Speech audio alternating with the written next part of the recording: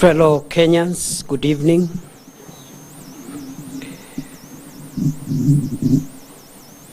Today, the state funeral service for our departed leader, former Prime Minister Raila Odinga, took place at the Nyayo National Stadium, Nairobi, between 9:30 a.m. and 12:30 p.m. The service was attended by thousands of mourning Kenyans. The entire political leadership of Kenya, led by President William Ruto and retired President Uhuru Kenyatta, heads of the legislature and the judiciary attended. The two speakers of parliament, as well as the Chief Justice, were present. Governors, senators, members of the county assemblies, cabinet ministers, principal secretaries, senior government officials, the clergy, grassroots leaders, the ODM leadership and members from across Kenya, and hundreds of other dignitaries. The Odinga family, the presidents of Tanzania, Somalia, and Ethiopia, the vice president of Tanzania, and the interior minister of Rwanda, who was representing President Kagame, also attended. The committee is pleased to note the overwhelming turnout in the very important exercise that has taken place today. And the committee notes with appreciation many world leaders who brought not only their presence for those who came, but also the many world leaders who sent their messages of condolences formally through note verbals received by the Ministry of Foreign Affairs of our country. I know I did acknowledge the condolences that had been received by that time, but after we have left the stadium, we have received a few more condolences from world leaders. So allow me to, for the record, acknowledge the condolences that have been received from Her Excellency Samia Suluhu Hassan, President of Tanzania, who besides that sent a high-level delegation, which included Vice President Dr. Philip Mpango, retired President Jakaya Kikwete, and the Minister of Foreign Affairs of Tanzania. We are grateful to President Yoweri Museveni of Uganda, who sent the message of condolences formally, President Paul Kagame, who also sent the Interior Minister to represent him physically, President of Somalia, Hassan Sheikh Mohammed, who sent condolences and also came in person, Prime Minister of Ethiopia, Abiy Ahmed, the President of Djibouti, Ismail Omar Gele, the President of the Republic of Zambia, Hakainde Hichilema, the President of the Federal Republic of Nigeria, His Excellency Bola Ahmed Tinubu, the President of the Republic of Ghana, His Excellency John Mahama, the President of the Republic of Burundi, His Excellency Evariste Ndayishimiye, the President of the Republic of Sierra Leone, His Excellency Mada Julius Bio. The President of the Republic of Zimbabwe, His Excellency Emerson Mnangagwa. The President of the Republic of the Gambia, His Excellency Adama Barrow. The President of the Republic of South Africa, His Excellency Cyril Ramaphosa, and a close friend of the Prime Minister who has left us. The Prime Minister of the Republic of India, Narendra Modi, also a close friend to the departed Prime Minister. The President of the Democratic Republic of Congo, His Excellency Felix Tshisekedi. His Royal Highness Salman bin Abdulaziz Al Saud, the King of the Kingdom of Saudi Arabia, the Crown Prince of Saudi Arabia, His Royal Highness Mohammed bin Salman Al Saud. And we also have received condolences from the government of France through the French embassy in Nairobi. Allow me, for the record also, to record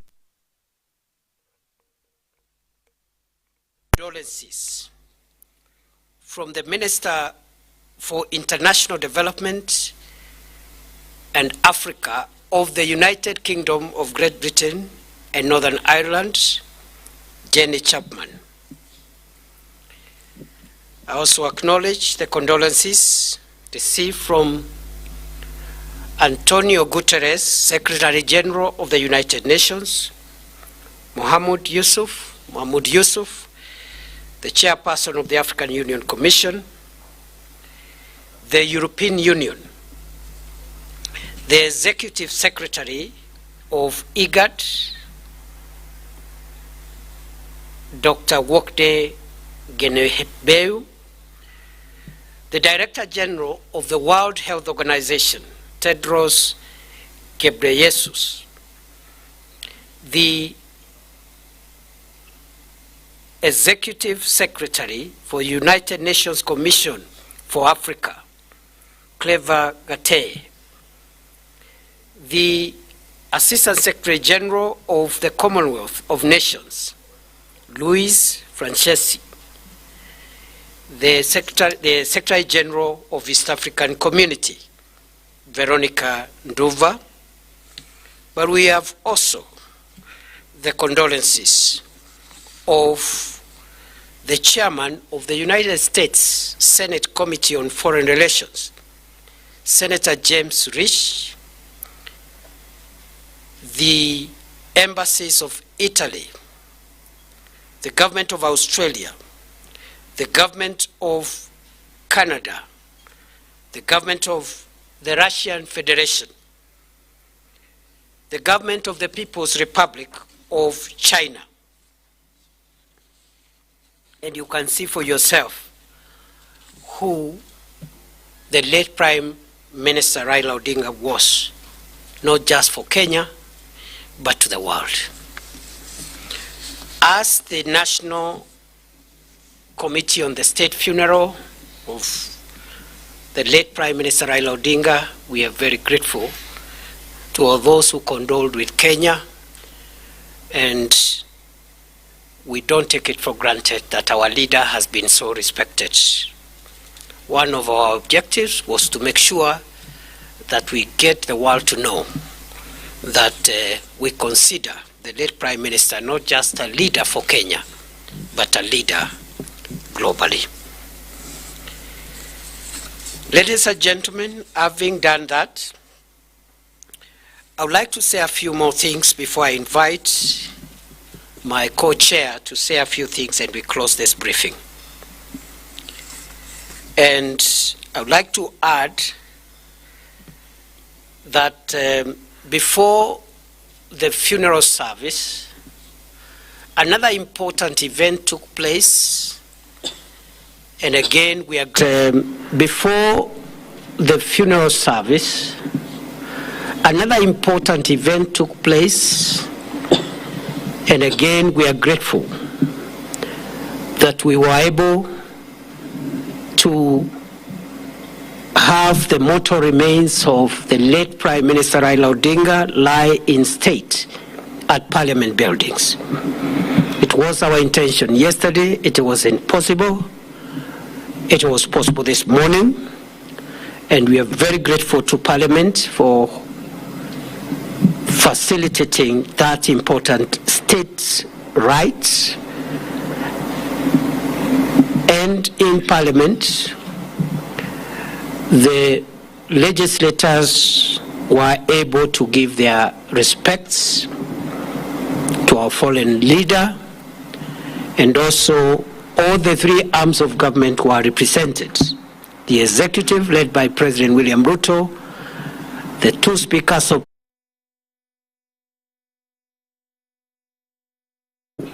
also graced the occasion and also graced the event in Nyayo Stadium.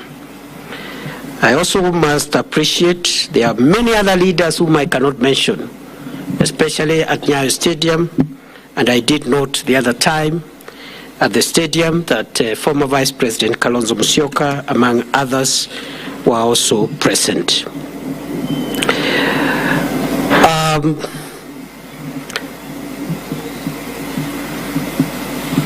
And therefore,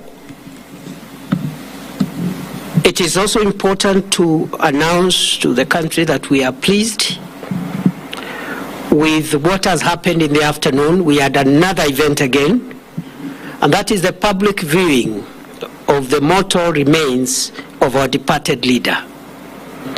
Thousands of mourners, members of the public, the rank and file, supporters and fellow citizens of our fallen leader were able to pay respects to the body of our leader.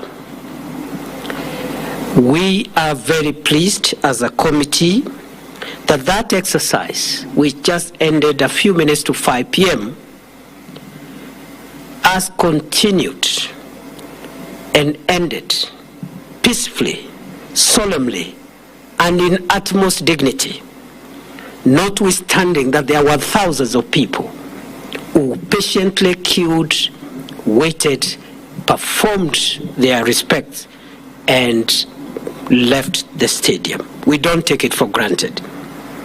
The National State Funeral Committee, therefore, announces that the second day of mourning has been a success and pleads with mourners to continue with the same spirit as the nation enters into the 3 days of mourning tomorrow. Allow me I've just remembered, I should have also appreciated the presence of the Vice President of South Sudan at the stadium, Excellency Rebecca Garang. I think I had mentioned during the event in the day. So we are happy the second day has come to an end. We are praying and pleading that tomorrow, the third day, will even be better. We will dignify our leader. We will respect our leader. We will mourn in dignity. It is heavy, but we must do everything to protect the image of our fallen leader and the image of Kenya, because Raila Odinga was a global leader. Therefore, tomorrow, Saturday, 18th of October 2025, the mortal remains of the former Prime Minister Raila Odinga will be airlifted to Mamboleo grounds in Kisumu by the Kenya Defence Forces, arriving at 8 a.m. or thereabouts. Members of the public are requested to be settled by 7 a.m. to dignify the arrival of the remains of our leader. There will be public viewing of the mortal remains of the late Prime Minister Raila Odinga at Mamboleo grounds for most of the day until we are satisfied that everyone has had a chance to respect the remains of our leader. Thereafter, the body will be taken to Bondo for an overnight stay before burial on Sunday.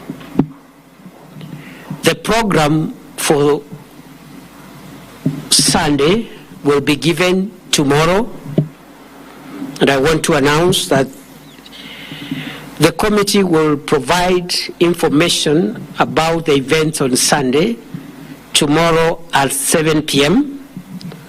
But we will do that through a dispatch to media houses, because now we must relocate to Kisumu and Siaya to make sure that the remaining 2 days proceed as we expect them to proceed.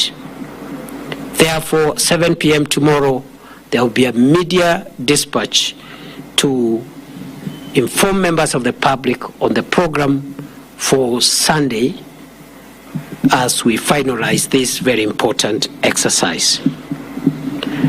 We will not be taking any questions today. We have so many things we need to work on immediately after this. We are working throughout the night and then also making our way so that by morning we are able to take charge of the process on the other side. I will only allow the co-chairperson of this committee on behalf of the rest of us to maybe add one or two things, especially from the family perspectives, including what he might consider to be necessary for the public to know. It is now my pleasure to invite my elder brother, my co-chairman of this committee, Senator Dr. Oburu Oginga, whom I am very pleased to work with. And because after he speaks, I will not speak again, I want to thank all my colleagues that you see behind me here, who may not be speaking, but they are doing a great job. They are sacrificed their time. They are the ones responsible for some of the gains that you see we are making. All of them are appreciated individually.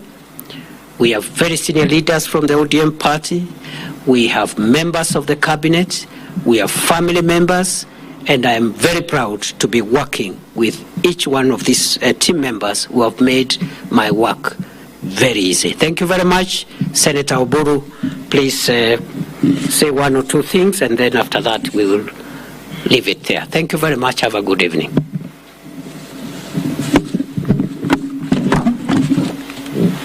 Yeah, thank you, Your Excellency. Ladies and gentlemen of the press, I cannot repeat what my co-chair has said. I will only make remarks on the other aspect of this funeral. First, I want to also to take this opportunity to thank my colleagues.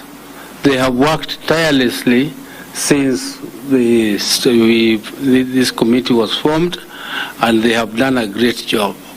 I really appreciate, and I hope that they will continue with the same spirit until the whole process is over. I also want to thank the Deputy President for his very tireless work on this and a very, very diligent approach to all the issues which have come across, and the whole government since this matter started. And I also want to take this opportunity to thank His Excellency, the President of the Republic of Kenya, for taking this matter personally And he has been in touch with the family, and he has done all that could have been done by any other head of state to give my late brother the honors that he deserved as a statesman of this country. I also want to take this opportunity to appeal and plead with my people to be peaceful. I know the pains you feel. You feel as much as all of us do, but this is not a time to make anything which could cause harm and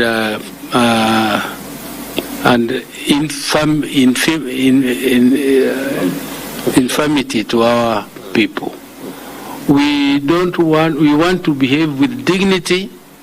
We want our people to respect this occasion, because Raila loved them so much, and they should also treat his send-off with a lot of restraint.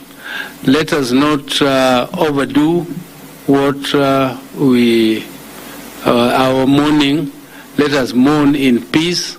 Let us escort our brother in peace, and let his soul also lie in peace. So please, please, please, my brothers and sisters, when the body arrives in Kisumu, let us view the body peacefully. I would like to express my disappointment that yesterday there was some tear gas which was thrown around. I really don't like tear gas. To see, Raila should not be tear gassed in death. He has been tear gassed enough when he was alive. Please let us not cause a situation where he is tear gassed again when we are escorting him. Let us behave in a way that does not give any reason for tear gassing and even using force against our people who are innocent. They have come to mourn, and they should be allowed to mourn peacefully. Please, that is the only appeal I would like to make to our people.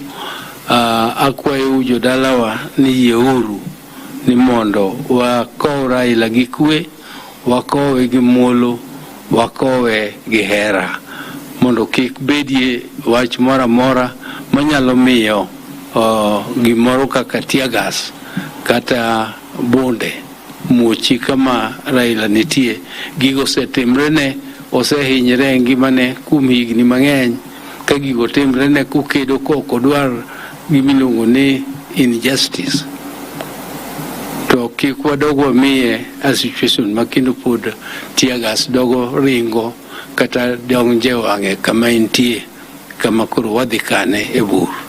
Mano e gima duong' ahinya madaher ni mondo akwau kaka ogandana. Ang'eyo ni awacho gini gi dholuo mondo radio Ramogi to gi radio wa moko other stations kaka radio Nam Lolwe to gi jowa moko be mondo landi maler mondo jowa owinji ne wakwayo kaka family.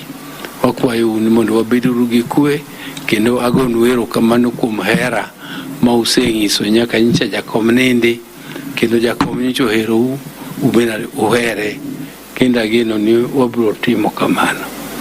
Mano e gima duong' madaher ni mondo awachi. To I know tomorrow we'll be moving home. Sunday will be a day to give the final send-off. And I would like to clarify something which has been in the press. This matter of where the grave of Raila, or where he will be interred, the particular spot. The press has been saying that in Raila's will, he said he wanted to be buried next to his mother, and that we have verified it, and now we are burying him next to his father. Nothing could be far from the truth. Raila, I have seen the will, and it clearly states that he would like to be buried next to, in the place where his mother and father are buried. In the place where his father and mother are buried. So father and mother are buried at Nyamira Kango, Kajaramogi. And that is where Raila is going to be buried, at Kango, Kajaramogi, where his father and mother are buried. Whether the grave is next to the mother or next to the father, that is now a detail which he did not say, and I don't know why it is important to you, whether it is next to the mother or the father. Both of them are his parents. Both of them are his parents, and that was our decision. And I thank you all. I thank you all, and only plead for peace. Thank you very much. Thank you. Na mtazamaji, hilo ni jopo wa makamati ambayo